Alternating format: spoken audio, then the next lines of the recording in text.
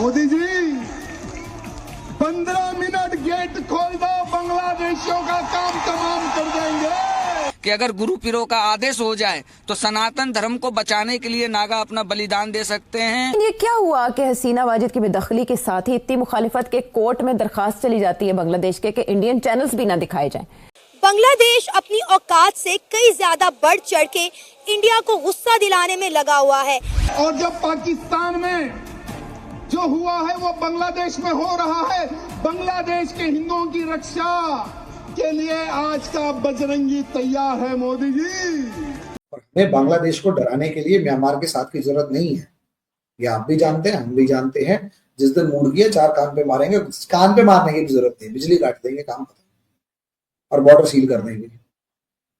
4 दिन के अंदर ये जितने भी है ना, मतलब तूफान मचा रहे हैं, घुटनों के बल आ जाएंगे। कि सिर्फ बिजली काटनी है और हमारे यहाँ से जो भी सप्लाई लाइन्स है वो बंद करनी है। फरक्का बराज की जो गेट्स हैं वो खोल रखे हैं वो बंद करने हैं, ठीक है। और बहुत सारी जगहों पे ज्यादा पानी आ जाएगा तो छोड़ देंगे, नहीं आएगा तो रोक लेंगे। वो अपने आप वैसे या तो बाढ़ से मर जाएंगे या सूखे से मर जाएंगे। बांग्लादेश की जो इस वक्त सिचुएशन है उसमें बार बार पाकिस्तान का नाम क्यों आ रहा है? पाकिस्तान के टर्म्स जो है वो अगर बेहतर हो रहे बांग्लादेश के साथ, तो आप लोग क्यों परेशान है? देखिए, बांग्लादेश और पाकिस्तान दोनों आपस में रिश्ता बढ़ा सकते हैं, पर आपको देखना चाहिए कि जिस हिसाब से स्टेटमेंट जो आ रहे हैं बांग्लादेश से, वहां पे जो प्रोफेसर है यूनिवर्सिटी ऑफ ढाका में, वो बता रहे हैं कि हम पाकिस्तान से JF-17 प्लेन लेना चाहिए, हम चिकन नेक पे हमला कर देंगे, हमें वहां से न्यूक्लियर वेपन्स लेने चाहिए। और एक तरह से आपने देखा होगा कि इस बार कराची और चिटागोंग पोर्ट के बीच में एक फर्स्ट टाइम ट्रांसिट हुआ है आफ्टर 1971। वीजा रूल्स रिलैक्स कर दिया गया है।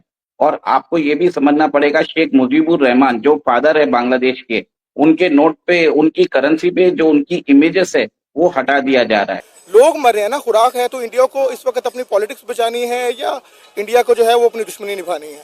इसी तरह बांग्लादेश ये बात ना भूले कि बांग्लादेश को बनाने में इंडिया का कितना बड़ा हाथ था। हम हमेशा इस चीज का मलबा इंडिया पे डालते रहे कि मशरिकी पाकिस्तान को बांग्लादेश बनाने वाला इंडिया था। आज इंडियन मीडिया भी ये कह रहा है कि हमने अपना खून देकर बांग्लादेश को बनाया। हमारी आर्मी ने, हमारी नेवी ने, हमारी गवर्नमेंट ने जो है बांग्लादेश को बनाया है। बांग्लादेश इंडिया के बगैर वजूद में नहीं आ सकता था। मैं कह रहा हूँ मदद की है तो ठीक है, आपने मदद की है। एक वक्त था जब भी मैं कह रहा हूँ क्राइसिस होता है, उस वक्त जो इंडिया की गवर्नमेंट थी वो कांग्रेस की गवर्नमेंट थी, और कांग्रेस जो है वो बड़ी इंक्लाइंड है पीपल्स राइट्स की तरफ, तो उन्होंने बेसिकली साथ दिया, उनकी जो है वो मदद की। लेकिन ये कि आप अगर कोई आपकी किसी की मदद कर लेते हैं, उसके बाद आपका मकसद नहीं है कि आप हमेशा उस पर मुसल्लत रहें, डायरेक्टली या इनडायरेक्टली। तो मेरे ख्याल में इंडिया को अपनी जो है वो फॉरेन पॉलिसी रिविजिट करनी चाहिए, क्योंकि इंडिया का मैं कह रहा हूँ सिर्फ बांग्लादेश के साथ मसला नहीं है, उसका पाकिस्तान के साथ मसला है, उसका नेपाल में है, उसका इवन श्रीलंका के भी कुछ बॉर्डर्स पे, चाइना के साथ कुछ बॉर्डर्स पे मसला है। तो इंडियन गवर्नमेंट और इंडियन मीडिया को भी चाहिए कि थोड़ी सी रिस्पॉन्सिबिलिटी दिखाएं। और इसी तरह जो बांग्लादेश की मैं बात कर रहा हूँ, बांग्लादेश को भी चाहिए कि रीजनल कोऑपरेशन की तरफ कदम बढ़ाए। हमें जंगें नहीं करनी, हमें बॉर्डरों पे लोगों को नहीं मारना, हमें लोगों को कहत में नहीं छोड़ना, हमें रीजनल कोऑपरेशन की तरफ जाना है और हमें एक दूसरे के जो ताल्लुकात हैं वो ठीक रखने। सर, इंडिया तो पाकिस्तान के साथ ताल्लुकात किसी सूरत में भी बेहतर करने को तैयार नहीं है। इंडिया कई दफा कितने इंटरनेशनल फोरम पे ये बात कह चुका हुआ है कि वो मुल्क जो हमारे मुल्क में आके दहशतगर्दी करे, हमारे लोगों को मारे, हम उनके साथ एक टेबल पर नहीं बैठ सकते। रिसेंटली हमने देखा कि पाकिस्तान ब्रिक्स का पार्ट बनने की भी कोशिश कर रहा था, लेकिन इंडिया ने उसमें भी अपनी टांग अड़ा दी। इंडिया ने कहा कि नहीं भाई, इंडिया ने वीटो कर दिया कि पाकिस्तान ब्रिक्स का पार्ट नहीं बन सकता, हम एक टेबल पर एक दहशतगर्द मुल्क के साथ बैठकर बातचीत नहीं कर सकते। तो बांग्लादेश अभी नया वो है, मतलब एंटी इंडिया प्रोपेगेंडा कर रहा है। बांग्लादेश का हम लोग जो रोक सकते हैं उसके जितने भी इम्पोर्ट्स हमारे कंट्री में आ रहे हैं, एक बार रोके ना तो बांग्लादेश औकात में आ जाएगा। बांग्लादेश वैसे भी जिस तरीके की सिचुएशन है बांग्लादेश इस समय जो कर रहा है, वो बेसिकली वो कर रहा है कि इस्लामिक सेंटिमेंट्स को एनकैश करके एक अनइलेक्टेड डिक्टेटर वहां बैठा है, वो ये कोशिश कर रहा है कि मैं अपनी टेन्योर को बढ़ा लूं। जो जनरल जियाउल हक ने किया था, वो इस्लाम और वो इस्लामिसाइज करते चले गए और 10 साल बैठ गए आराम से। 10 साल के बाद तो बुला लिया ना अल्लाह ने अपने पास, ठीक है, बहुत बढ़िया काम किया। अब ये जो है ये भी एक करे, ये इलेक्शन फॉलो नहीं कर रहे। अरे भाई, शेख हसीना को गए बहुत टाइम हो गया, डिक्लेयर तो कर दो। वो डिक्लेयर नहीं करना चाहते, ही इज एंजॉयिंग। अच्छा, बिना इलेक्शन लड़े एक बांग्लादेश जैसे कंट्री का आप प्रेसिडेंट बन गए हो, प्रेसिडेंट के अंदर एडवाइजर हो, काय के एडवाइजर हो, किसको एडवाइस करते हो तुम? ये भी कोई पूछ ले तो एडवाइजर है साथ, कोई गवर्नमेंट होगी, कोई प्राइम मिनिस्टर होगा तब तो एडवाइस होगा ना। तो ये तो एडवाइजर है और प्राइम मिनिस्टर की पावर्स लेके बैठे हैं। ये डिक्टेटर जो साथ बैठे हैं ये बस इस्लामिसाइज करके अपने टेन्योर को बढ़ा रहे हैं, इससे ऊपर कुछ नहीं है। एक चीज जो उन्हें भी पता है कि शेख हसीना को बैकिंग इंडिया की नहीं थी, चाइना की भी थी, और शेख हसीना अब तक वो कुर्सी से हटी नहीं है। उनको रीइंपोज करना कोई बहुत बड़ा काम नहीं है, जिसमें मोस्ट लाइकली चाइना और इंडिया दोनों लगे हैं।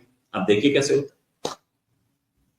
लेकिन उमेश सर, आपको क्या लगता है कि ये एक बहुत बड़ा चैलेंज है भारत के लिए कि इस वक्त की जो बांग्लादेश की गवर्नमेंट है उसके साथ बातचीत करना या उसके साथ चलना, क्योंकि शेख हसीना को तो जाहिर है कि आप ही लोगों ने रखा था कुछ दिन, अब नहीं मालूम कि वो कहाँ है, उधर ही है या कहीं और चली गई है, बट स्टिल कहा यही जा रहा है कि क्योंकि अब जो नई केयरटेकर गवर्नमेंट आई है वो पाकिस्तान के साथ टर्म्स अच्छे हैं, तो ये चीज भारत को पसंद नहीं आ रही।